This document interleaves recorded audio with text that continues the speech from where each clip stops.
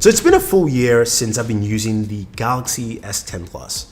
Now we know that the S20 line is coming up. There's a lot of, just hype about it. But let's take it back a little bit. Let's look at the S10 Plus because this thing has been a game changer. Now I know 2019 had so many devices, and the S10 Plus was looked over by a lot of people.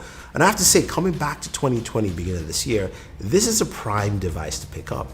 And the reason is because, yes, the pricing is much better. It's about $749 brand new. You can get it cheaper, $550 or something, maybe $600, if you're buying it used. But it packs in so much, and Samsung has done the work to keep this device relevant. So the very first thing is that, look, it's running One UI 2.0 on Android 10. All those updates are out there. You've seen videos. So for better detail on One UI 2.0, check out my buddy Jonathan Casey's video for that.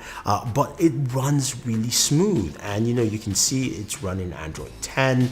You've got all those Android 10 features, the gestures, those little things that make it feel good and snappy. And it does feel snappy with that too. You've got dark mode, all the things you want. That's the same software we'll be running on the S20 and S20 Plus, S20 Ultra. So you're not missing much there, right? Except maybe for direct hardware feature differences. This is one of the best devices for me to hold and use and navigate. It feels very light. You're holding it in your hands. It doesn't feel like you're carrying something too heavy.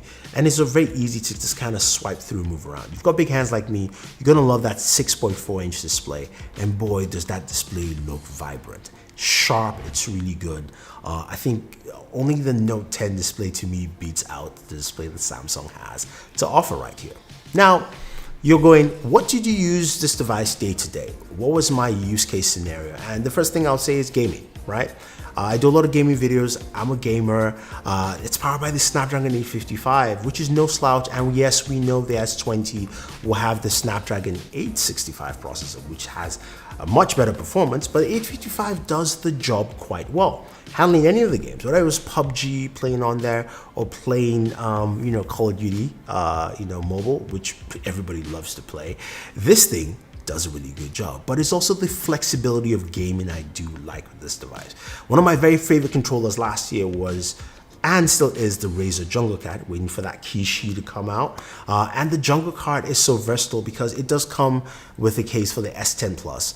I can slide in those Joy-Con controllers, and I have a mini Xbox with me to go. That to me is great. The fact that I can play my Android games, I can log into my xCloud and play that as well, and it gives me full functionality.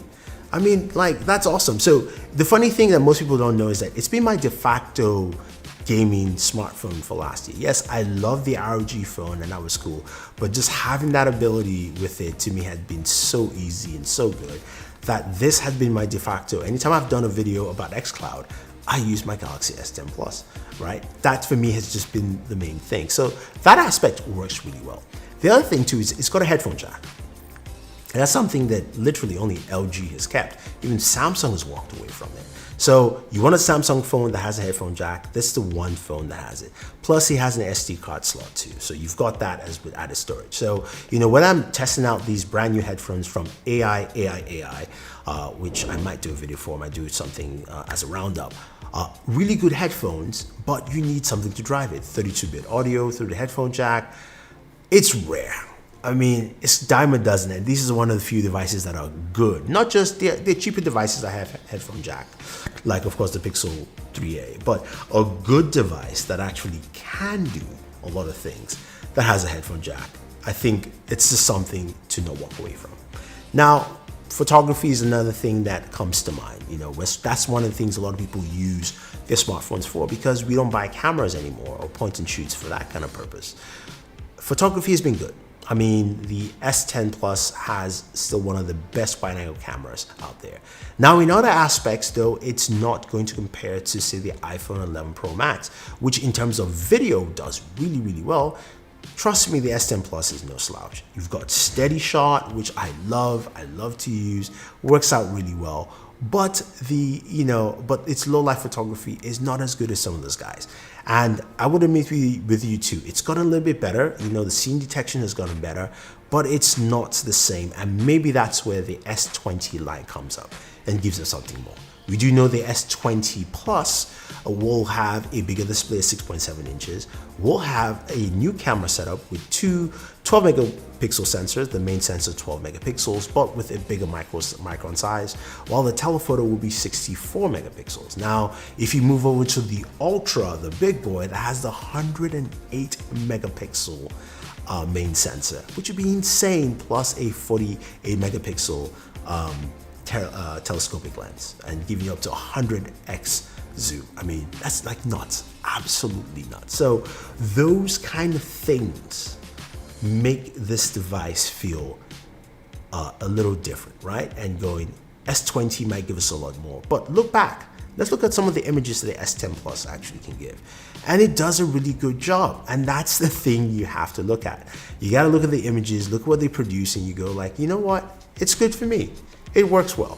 I'm not saying you have to settle. I'm just saying that, look, if the cost benefit is there, we don't know how much the S20 will be priced at. And that sounds like a beast. But this device here is about $749 right now. And it's going to give you this kind of imagery, this kind of photos, and also some really good video with stuff like steady shot. So I think those things come into play. Now, battery life is the last aspect I really want to talk about, because the S10 line has really carried this new battery legacy for Samsung. The Note 10 also has been really good with batteries. The S10 Plus started off with its 4100 milliamp battery, which back then, when I first got it last February, basically gave me a full day's worth of juice. Now in 2020, late January, it's still giving me a full day's worth of juice, because battery optimization has been good. The software updates with Android 10 and One UI 2.0 have been great. The ability to actually get that into a device has been so good.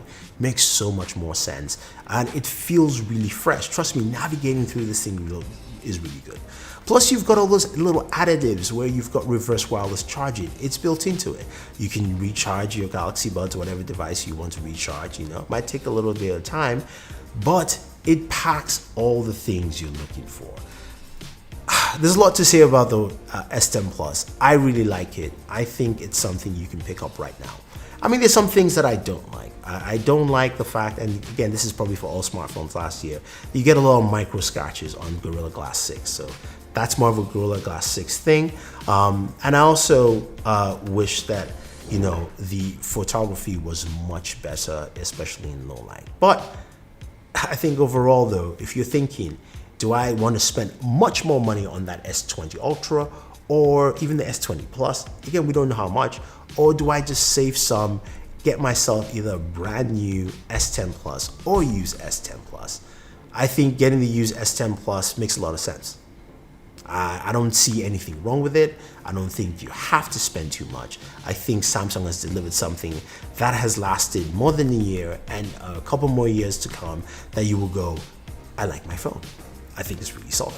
So there you have it. If you agree with me about the S10 Plus being a value today, right now, let me know. Leave your thoughts down below. If you disagree, I want to hear your thoughts as well.